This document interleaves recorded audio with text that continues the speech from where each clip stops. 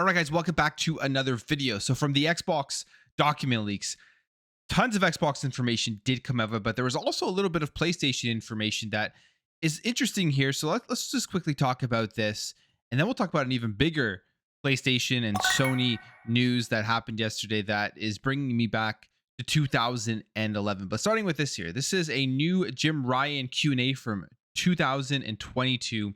And this was discovered as a part of the Microsoft leaks. And he was asked about the future of PlayStation, the games that they were going to be making. As we know, PlayStation is shifting largely into live service games, trying to release 12 by the year 2026. And the reasoning for that is they know they have to switch up their strategy going forward in order to be able to continue to compete in this industry, as the major way people are making money these days is through live service games, is through mobile games, and then also having those big, rich first-party games that they're able to support by making money through various different streams. And here's what Jim Ryan says. He hopes to double their first-party revenues by 2026. And if you're thinking the year 2026 correlates to when they want to release all their live service games, you can bet that they're banking on those live service games, making them a bunch of money.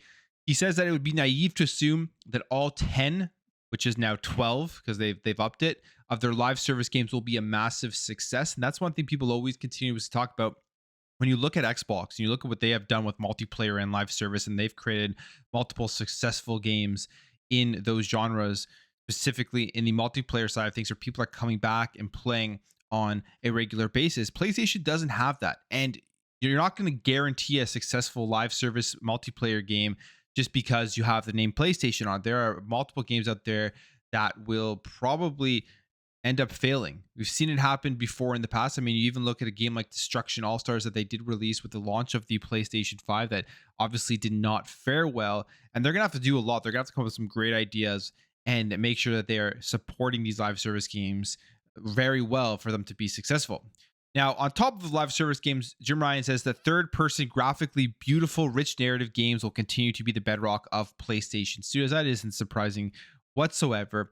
What is interesting, though, is when you hear this and then you hear about that email from Phil Spencer talking about the state of AAA publishers and how much it costs to make games, you can kind of assume when he says the beautiful narrative-rich games, they're going to continue along the lines of the IPs that have already been extremely popular, that they know will continue to make them a ton of money, guaranteed money, essentially, if they put out sequels and remakes and remasters of them. It will be what I would want to see, though, however, is continuing with those, sure, but coming up with some new IPs and new ideas, some new third-person narrative, graphically rich games that we haven't seen before. I would love to see some new ideas out of these PlayStation studios rather than the continuous virtuous cycle that Jim Ryan loves to talk about. Says he expects third-person titles to grow in sales and profitability over the course of the generation, and expects the growth of their third-person titles to be incremental. The live service games will build on that foundation and take us to another level, which is obviously why they went out and purchased Bungie. They're hoping that Bungie is going to be that company, that developer that brings in tons of money to help them continue to fund all of their big third-person rich games. So we'll see what happens. I mean, these again are older Q&As. It's from 2022, so it was about a year ago.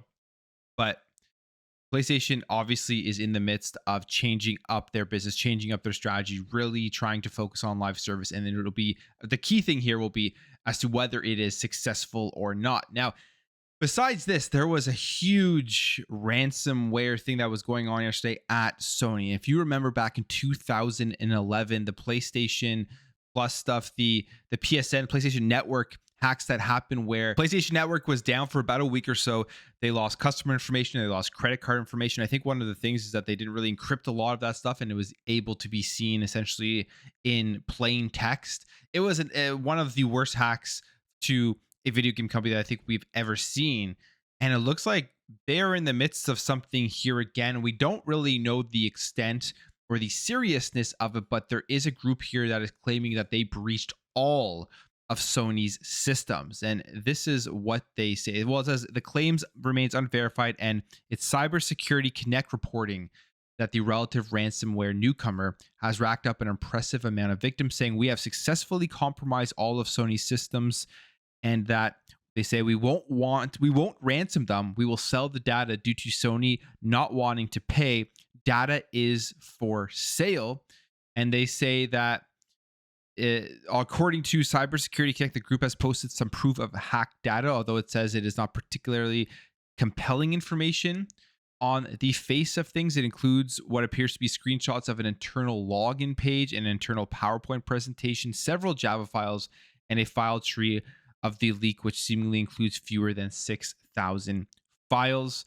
And they say that their post date of September 18th, if nobody actually goes and purchases that data, that's when they will publish the data wholesale. So we don't know exactly how deep this goes, how much information they actually have, but it looks like there's another major breach into Sony with information. And how is this going to affect PlayStation customers, of course, who have signed up to PSN? Is their information going to be leaked once again? And how big of an effect will this have on PlayStation, and how will they respond? Because if you remember back in 2011, they did respond. They had to do something, and they just offered a bunch of free games to PlayStation owners. It says PS3 and PSP owners would be offered 2 free games per system, along with 30 days free of PlayStation Plus subscriptions. And Sony said it would offer subscribers a year of free identity theft protection. So they had to do that. And we'll see what happens here with this data, if somebody buys it or if they release it wholesale, and just how bad it actually is, because we still don't know the full extent of this. But big things are going on right now, and it really does giving me that feel of 2011 when that PlayStation Network hack happened. I remember that like it was yesterday, how crazy of how that was. And it's just the span of 2 weeks, we're having some insane stuff happen, from the Xbox leaks to now this. It seems like some of the biggest news we've had in gaming in a very, very long time. So keep an eye on that, and we'll see by the 28th if the information they do have, if they do put it out there, if it is as big as they are making it out to be. Let's talk about this, because as we know, the Xbox Activision Blizzard acquisition is very close to closing. The preliminary approval from the CMA has come down. They're currently waiting on third parties to provide their feedback as to what they think about the remedies that Xbox is going to be making for this deal to close. Assuming that is all going to go well and this thing is going to be done and finished at the very latest by October 18th.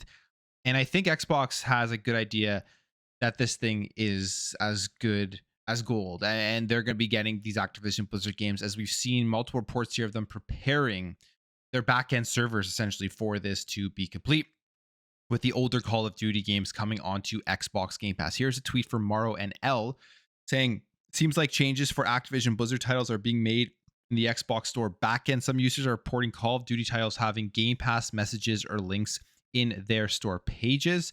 The acquisition is expected to close within the next 3 weeks. And this is the picture. And it says here, somebody's going ahead and looking at this game, saying that this will automatically install on your home Xbox if your Xbox is on or set to instant on. Automatic updates and purchases are on it. It has enough space, it'll start to download. And this is for Call of Duty Ghosts. Now, at the top there, it says, welcome to Game Pass. So that message is in a Game Pass screen. And then there's this here, where we go down, we can see some messages here for Call of Duty Black Ops 2. And specifically is saying, I mean, it was translated from Portuguese to English, and it says, you receive this item for free with your game subscription. Continue to finish to buy it or be able to use it forever. And this is where somebody's in the Microsoft store, they're looking to purchase Call of Duty Black Ops 2, and they're getting that message there talking about how this game is in Xbox Game Pass. So if you don't want to buy it, you can play it through your subscription. Now, this is not surprising. These games are going to be coming over to Xbox Game Pass when this deal closes, but it's a question of when will these be coming? And it looks like they're going to be coming sooner rather than later. I wouldn't be surprised if shortly after the announcement of the deal closing, Xbox comes out with a large list of games that are dropping into Xbox Game Pass, kind of similar to what they did with the Bethesda deal. Now, this doesn't mean the new Call of Duty is going to be coming to Game Pass.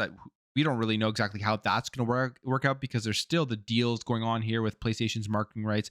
This one definitely won't be coming to Call of Duty Modern Warfare 3, but maybe next year's or the year after, the newer games will drop. But these older Call of Duty games, you can expect to be playing those on Xbox Game Pass, I would believe, by the end of 2023. And if you look at what they've been doing with these older Call of Duties, I've bought them all again because they were all on sale and it was like $5 per game. And Microsoft and Xbox themselves fixed these servers, and the servers are populated. So you can have a fun time going onto Black Ops 2, Modern Warfare 2, Modern Warfare, all of these older Call of Duty games, and having fun multiplayer matches without a lot of the hacking and bad things that were occurring previously, or at least I hadn't noticed any of it. So it's great to see that what they are doing. And if this is any signs of the future of what Xbox is going to be doing with older titles from Activision Blizzard, I think this is a great sign. They're going to be revitalizing these games, making them playable, and obviously offering them into the Xbox Game Pass service. And there was a huge resurgence of people playing these games when they went on sale. Imagine how crazy it's going to be once Xbox comes out with that announcement that they are all dropping into the service. It will be like we are back in the golden age of Call of Duty, back in the 360 era, in the 2009, 2010, 2011 era, where I think Call of Duty was at its best. So cool to see that. Now let's talk about this. This was, I think, a shocking announcement to a ton of people. And this has to do with Platinum Games and Hideki Kamiya, who is leaving Platinum Games. Hideki Kamiya, obviously the mind behind some of the best games to come out of that studio. You think of the Bayonetta series, which I absolutely love, one of my favorite games. And he was behind that. And for him to be leaving Platinum Games, I just don't think a lot of people saw this coming. But this was an announcement here from Platinum Games, and we regret to announce that Hideki Kamiya will be leaving Platinum Games on October 12th, 2023. We are truly grateful for his creative ideas, leadership, and contribution to the growth of Platinum Games from our startup to this very day. We believe that he will continue to succeed in his future endeavors as a game creator. We are looking forward to seeing the game industry grow into a better place with him in it. We wish him all the best for the future. So I did not expect this. I was looking at this and wondering how people would have thought about him leaving, because as we know, Kamiya, he's a huge troll on Twitter. A lot of people take him seriously, and he blocks people for just insane reasons. He has like a list of reasons why he blocks people. He calls people names. It's just kind of what his persona is on Twitter. But he's also the same guy who went back and forth with Phil Spencer when we were talking about Scalebound and taking the blame for why that game failed. And he was a key player, obviously, with that game not actually ever releasing, not meeting their milestones. We've seen interviews with him talking about how it was a learning experience, how they had a huge project that they obviously weren't able to deliver on everything that they had promised. It just never was able to get off of the ground. And Scalebound is a game that still to today Xbox fans talk about because of that original gameplay trailer that we saw, where it just looked so promising on the Xbox One. I think it would have been a system seller. And now with him gone, there's probably never a chance. I mean, there probably was never actually a chance, even though he had come out and said he wanted to work on bringing the game back. But it's just a big surprise here that he is moving on, and we will see what is next for Kamiya. Is it a new studio? Is he going to go work for somebody else? Is he going to be coming up with a brand new game and a brand new IP that maybe Platinum Games just didn't want to be a part of?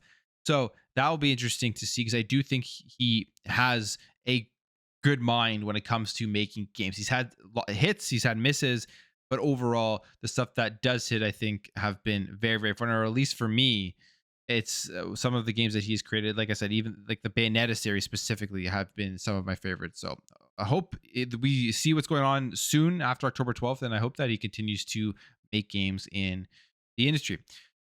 Now let's talk about this one here, because as we know, acquisitions are always a talk in the gaming industry. And Capcom is doing very well. They've been doing so well that they've been able to increase the amount that they pay their employees. And they've been on a streak here of just releasing great game after great game after great game. And they were asked about acquisition. So Capcom COO says that they would decline an offer if Microsoft made an acquisition proposal, specifically saying, I would gracefully decline the offer because I believe it would be better if we were equal partners. So if you're ever thinking that Xbox is going to be trying to acquire Capcom, it's not going to be happening. And I think that would be for the better. I really wouldn't want to see them acquired based on how they are operating right now and the great games that they are putting out. I mean, we even look at these recent Resident Evil remakes that have been absolutely phenomenal. You look at Street Fighter 6 and Monster Hunter, of course. And I would not ever want them to be acquired, because not only do they make these great games, they put their games out on every platform out there. And I think they already have a good relationship with Xbox. You look at a thing like Exo Primal dropping into Game Pass in the service day one. I would like to see more stuff like that, more partnerships between Xbox and Capcom, more games coming over to Game Pass. But in terms of an acquisition, Capcom is one of those companies that I don't think you'll ever be seeing getting acquired by PlayStation, by Xbox, Amazon, by Google, and they're going to continue to put out their games. But that was just an interesting point there, because it's a huge talk. Everyone is always talking about who is going to be the next one off the chopping block in terms of an acquisition once Activision Blizzard closes. You can already see everybody talking about this. What is Xbox going to be doing next in terms of acquisitions? And I'm on the side of like, they just need to focus on what they have, because they have so much stuff. They don't even need to go out and get anything else in terms of the AAA space, in terms of the console and PC space. Maybe they want to go out and try to keep getting developers for their mobile division, maybe a smaller Japanese developer, but they have so much stuff that they are good to go for a very, very long time now, where they don't have to worry about the amount of content that they will be able to provide in a service like Xbox Game Pass. And finally, let's talk about this rumor, because this was a rumor from Special Nick and the Xbox era team over there, and they were talking about the leaked documents from the ZeniMax release schedule, the Bethesda release schedule, in terms of their games. And as we know, there were some specific project names on there, like Project Platinum, I believe. There was one called Project Kestrel, and there's another one in there, Project Ubu, Project Wanderer, in terms of their mobile side of things, Project Hibiki. They had a bunch of project names.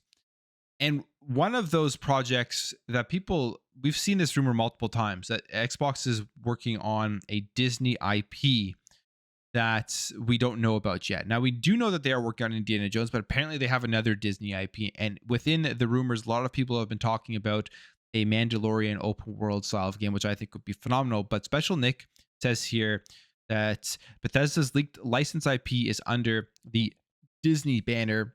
He doesn't know what Disney IP, other than it is a Disney IP. So we will see. There's a lot of stuff we don't know. These leaks did give us a lot of good insight into the future of Xbox, what they're planning with the Series X digital, the new controller, and then that release schedule of games from Dishonored 3 to Doom Year Zero to another MMO that they're working on to Tokyo Ghostwire, to lots of stuff that is coming out. So I'm excited to see what a new Disney IP would be. I would love to see it as a Mandalorian game and making it an open world style with exploration and fun combat. I think would be a ton of fun. But I'll leave the video there, guys. If you did enjoy this video, hit that thumbs up. If you are new here, hit that subscribe, and I'll catch you guys in the next video.